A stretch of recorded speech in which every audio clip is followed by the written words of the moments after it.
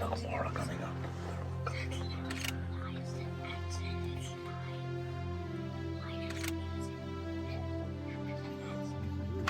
Five lions on top of the tree.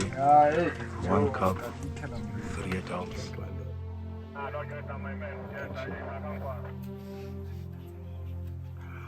Man Youssou Ndour maa ngi woo bépp doomu Afrika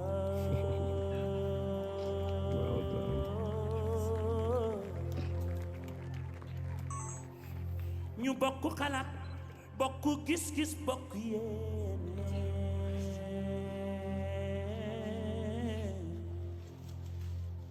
sans frontière boole sunu am te liggéey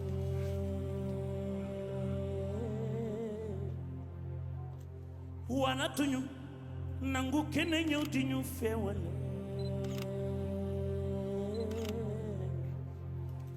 bul jiite réew foog ne la fa nekk yow yaa ko moom njiit bu dëgër dala war a fekk nga bëgg sa réew te sàkku ndimbal nekk fekk loxol boroom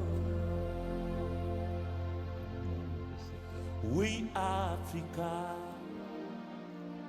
su jant bi fenkee waaw na la fekk joo ak sa jumtukaay bëccëg bi gaaw na ñett du bëre te ñaar mën kenn waaw yoon wi sore na te metti na nañu ko waaja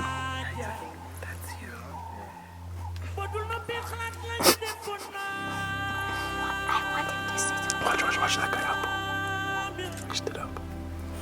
Sa xol dootul metti dootoo xalaat dootul fayantoo su ma sañoon Afrika benn nit moo koy jiite Got those two.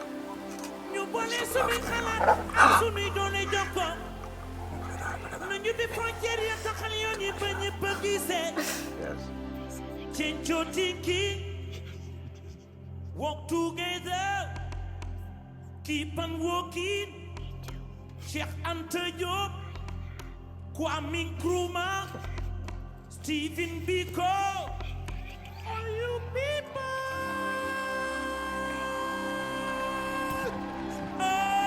Africa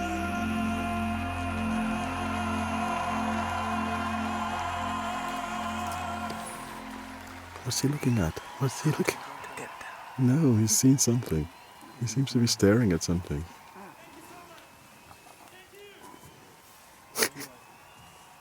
He's really looking at something. Look. I can't look. I told you.